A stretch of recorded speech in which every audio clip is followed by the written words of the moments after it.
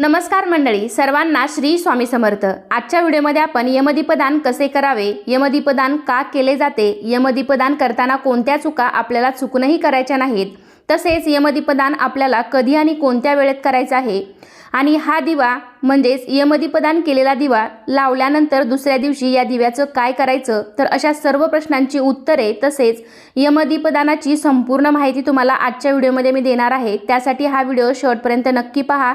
चॅनेलवरती नवीन असाल तर चॅनेलला नक्की सबस्क्राइब करा। लगेचच आजच्या व्हिडिओला सुरुवात करूयात। यावर्षी मंगळवार दिनांक 29 ऑक्टोबर 2024 रोजी धनत्रयोदशीची पूजा आणि यमदीपदान देखील केले जाणार आहे। यमदीपदान म्हणजेच धनत्रयोदशीच्या दिवशी संध्याकाळी यमदेवाला प्रसन्न करण्यासाठी एक दिवा लावला जातो। या दिव्याचा अर्थ म्हणजे आपण यामध्ये साक्षात यमदेवाला प्रसन्न करतो आणि आमच्या घरी अकाली मृत्यू होऊ नये म्हणून त्यांना प्रार्थना करत असतो। तर आपल्या कुटुंबातील कोणत्याही व्यक्तीवर अपमृत्यू येऊ नये म्हणून धनतेरसच्या दिवशी संध्याकाळी हा दिवा आपल्या घराच्या बाहेर लावला जातो। यानंतर आपण पाहूया की यमदीपदान करण्यासाठी हा दिवा कसा बनवायचा। यमदेवासाठी दिवा बनवताना आपण फक्त गव्हाचे पीठ, हळद आणि पाणी वापरून हा दिवा बनवणार आहोत।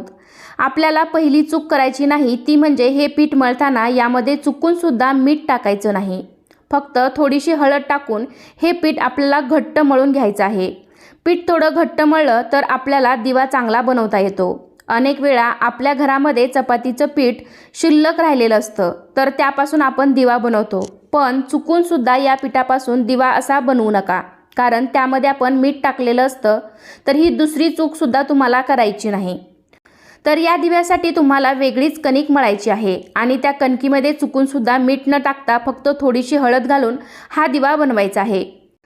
तर दिवा हा थोडा मोठा होईल आणि 2 मुटके होतील एवढेच पीठ आपल्याला मळायचं आहे। हा दिवा आपण आपल्या घरातील माणसावर कधीही अपघाती मृत्यू येऊ नये यासाठी लावत असतो।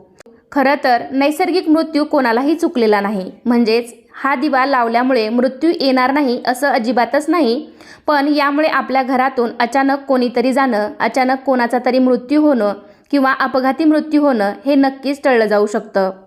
त्यामुळे या दिवशी आपल्याला यमदेवाचा एक दिवा दान करायचा आहे। तर या ठिकाणी मी तुम्हाला हा दिवा कसा बनवायचा ते दाखवत आहे। तर आधी मी थोडेसे छोटे छोटे 2 गोळे बाजूला काढून घेतले आणि त्यानंतर उरलेल्या कणकेचा आपण दिवा बनवायचा आहे। शक्यतो थोडासा मोठा दिवा आपण बनवावा, कारण त्यामध्ये जास्त तेल मावतं आणि दिवा जास्त वेळ तेवत राहतो। दिवा जास्त वेळ तेवत राहिलेला चांगलंच आहे, त्यामुळे शक्यतो थोडासा मोठा असा खोलगट दिवा बनवावा। खरे तर यमदीपदान हे 3 पद्धतीने केलं जातं।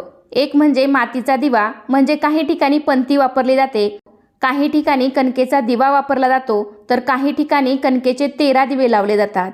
तर तुमच्याकडे ज्या पद्धतीने हा दिवा लावला जातो तसेच तुम्ही लावा। अनेक जण मातीचा दिवा म्हणजेच पंती पण लावत असतील, पण असा हळद टाकून कणकेचा दिवा लावला तर शास्त्रानुसार तो योग्य आणि अनुकूल मानला जातो। त्यामुळे शक्य झालं तर आपल्याला या दिवशी कणकेचाच दिवा बनवायचा आहे। तर तुम्ही पाहिलं असेल अशा प्रकारे मी हा कणकेचा दिवा बनवलेला आहे आणि जे 2 छोटे गोळे ठेवले होते तर त्याचे आपल्याला 2 मुटके बनवायचे आहेत दिव्याच्या दोन्ही बाजूला ठेवण्यासाठी। तर अशा प्रकारे यामध्ये एक मोठा दिवा आणि 2 मुटके एवढेच आपल्याला लागणार आहे। त्यानंतर आपण तो दिवा कसा लावायचा ते पाहूया। तर या ठिकाणी मी दिवा प्लेटमध्ये ठेवणार आहे, त्यामुळे प्लेटमध्ये मी कुंकवाने स्वस्तिक काढून घेतलेला आहे। तुम्ही रांगोळीने पण काढू शकता। प्लेटच्या खाली रांगोळीने स्वस्तिक काढून त्यावरती प्लेट ठेवू शकता। हा दिवा तुम्ही केळीच्या पानावर, विड्याच्या पानावर, कागदावर, एखाद्या वस्त्रावर, पाटावर सुद्धा ठेवू शकता।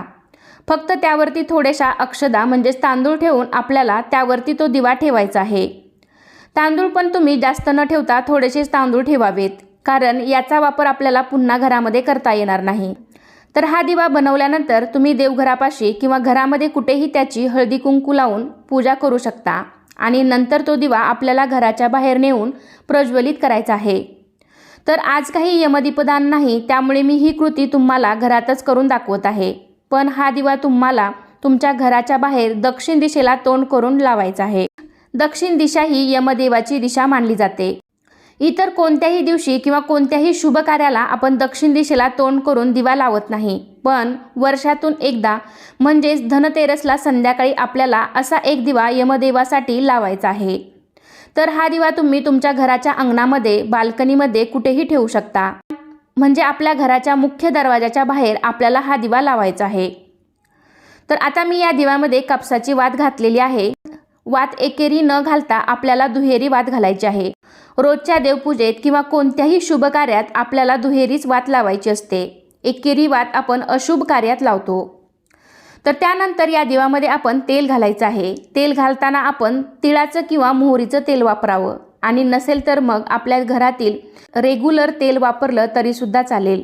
दिव्याचं तोंड आणि दिव्याच्या वातीची दिशा सुद्धा आपल्याला दक्षिण दिशेला करायची आहे. हा दिवा बाहेर ठेवल्यानंतर मग तुम्हाला दिवा प्रज्वलित करून दिव्याची पूजा करायची आहे. तर हा दिवा तुम्ही धनतेरसच्या दिवशी सायंकाळी 6 ते 8 या वेळेमध्ये लावू शकता. सायंकाळी सूर्यास्तानंतरच आपल्याला हा दिवा प्रज्वलित करायचा आहे.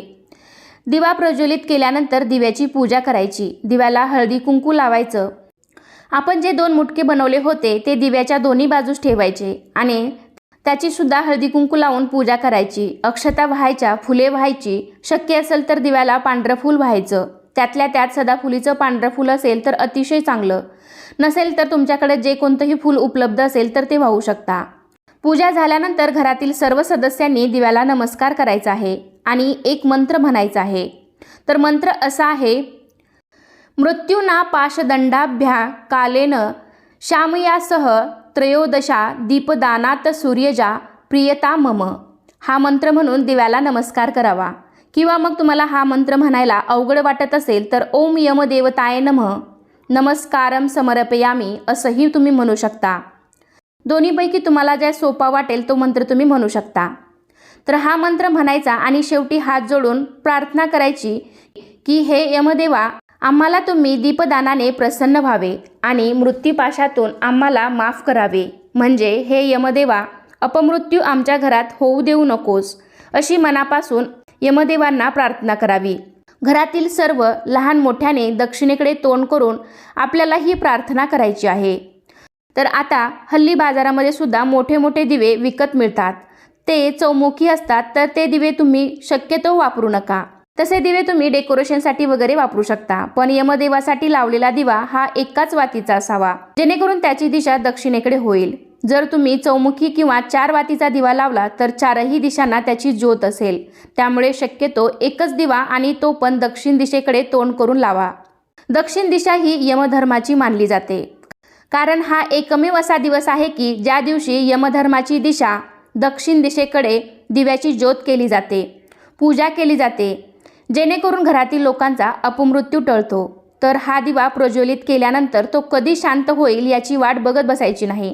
दिवा लावल्यावर, पूजा वगैरे झाल्यावर आपण आपलं रोजचं काम करू शकता. तर हा दिवा शांत झाल्यावर दुसऱ्या दिवशी काय करायचं? तर या दिव्याचं काय करायचं? हा दिवा आपण बाहेर लावलेला असतो, त्यामुळे एखादं कुत्रं रात्री येऊन खाऊन गेलं तरी पण चालेल. उलट कुत्र्याने हा दिवा खाल्ला तर चांगलंच आहे. किंवा मग दुसऱ्या दिवशी आपण सकाळी तो दिवा कुत्र्याला खाऊ घालावा. शक्यतो काळ्या कुत्र्याला हा दिवा खाऊ घालावा आणि नसेल तर मग तो पाण्यात विसर्जित केला तरी पण चालेल. तर या दिव्याखाली आपण जे तांदूळ ठेवले होते ते पशुपक्ष्यांना खाऊ घालावेत. आणि जे काही फुलं वगैरे वाहिली असतील तर ती आपण निर्माल्यात विसर्जित करू शकता. तर अशा प्रकारे आपण यमदीपदानाबद्दल संपूर्ण माहिती आजच्या व्हिडिओमध्ये पाहिलेली आहे. तर आजचा व्हिडिओ इथे संपतोय. कसा वाटला तुम्हाला आजचा व्हिडिओ नक्कीच मला कमेंटद्वारे सांगा. आजचा हा व्हिडिओ आवडला असेल तर व्हिडिओला लाईक करा, तुमच्या फ्रेंड फॅमिलीमध्ये शेअर करायला विसरू नका. चला तर पुन्हा भेटूया अशाच एका छानशा आणि माहितीपूर्ण व्हिडिओमध्ये. तोपर्यंत धन्यवाद. श्री स्वामी समर्थ.